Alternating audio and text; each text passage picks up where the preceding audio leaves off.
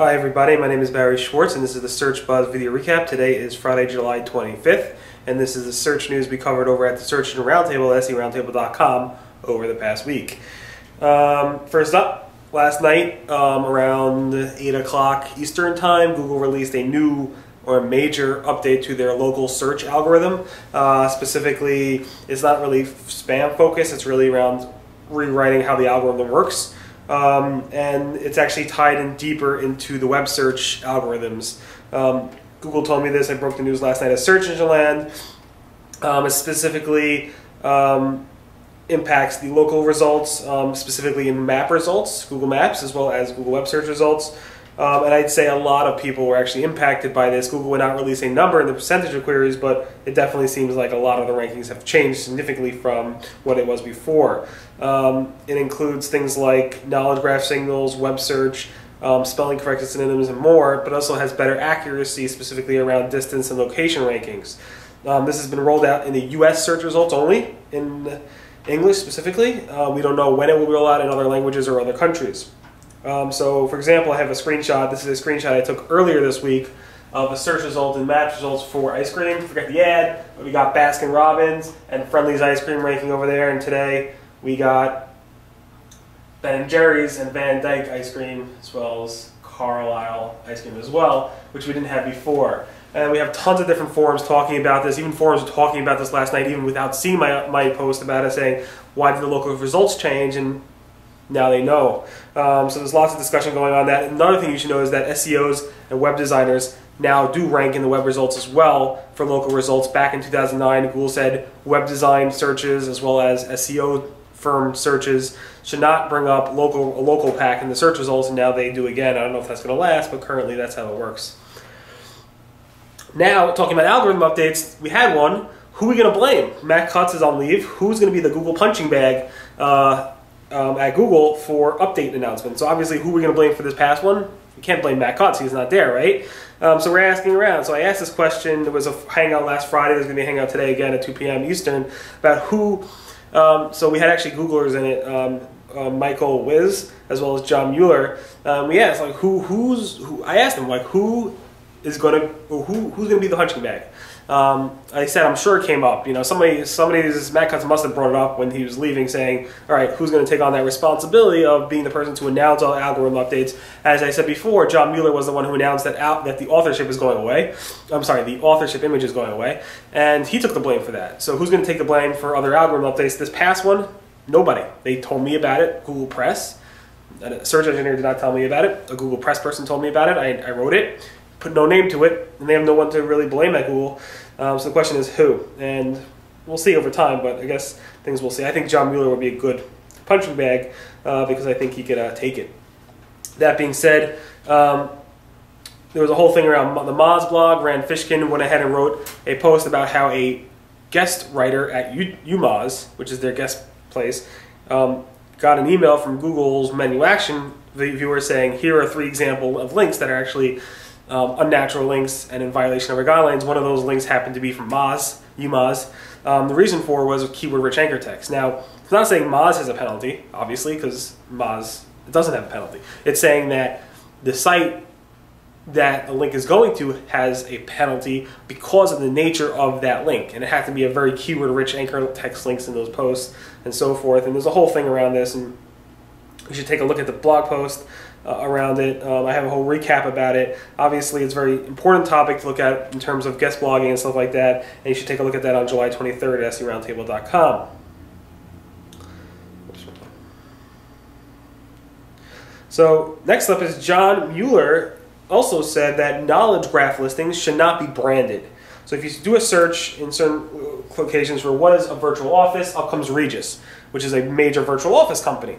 You do a search for what is 401, up comes AT&T, which again is an ISP, different provider. Why are these branded search results coming up in the knowledge graph? And John Mueller said they shouldn't. We should not have any branded search results come up or sources come up in the knowledge graph. And the question is, when will that go away, if it will go away, and so forth.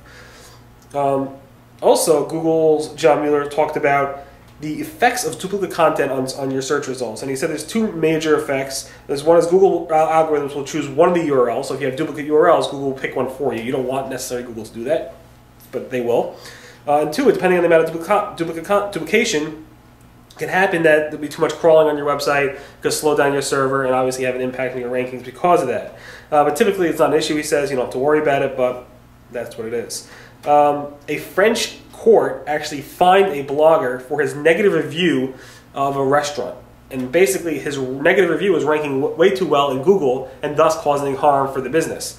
Which was funny because now if you do a search for that keyword phrase that was ranking too well, which basically translates to this whatever the restaurant name is the worst restaurant in France, all these stories from news sites are actually ranking well for it. So it actually backfired for them, but the blogger was fined and ordered to remove that search result. Now all these other search results come up. But this is interesting on two fronts. One is the blogger was fined for it, which is crazy, and two is it backfired for the actual restaurant because now all these news articles are citing that exact phrase.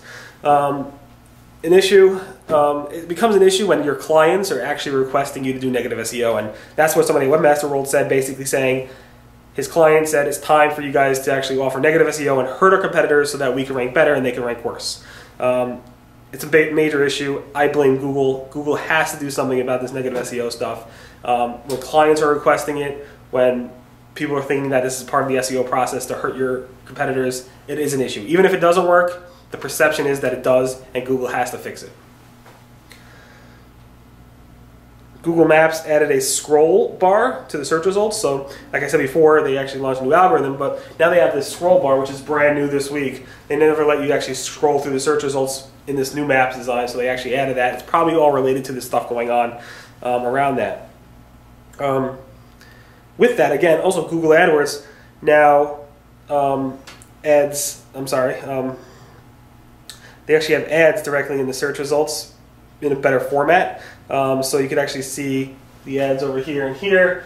They have all location extensions, all the other stuff going on. And that's also part of the scroll because obviously you don't want to put ads and then have one organic search results. You want to be able to give people more search results. Also on the AdWords side, Google launched dynamic site links. And dynamic site links are automatically generated links that appear below your text ad.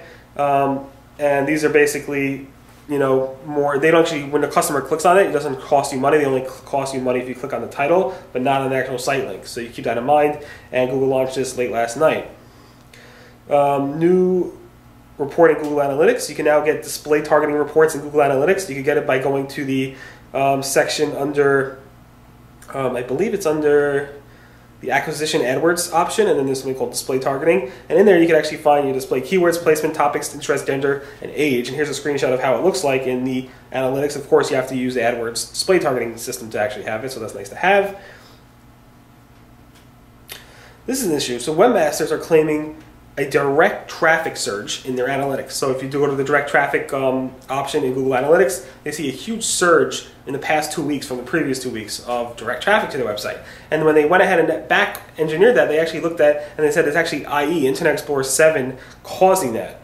There's lots of threads talking about it. Some people saying, you know, 2,000% increase and stuff like that. I asked Google about it. They haven't responded yet about what the issue is, but it's very interesting to see.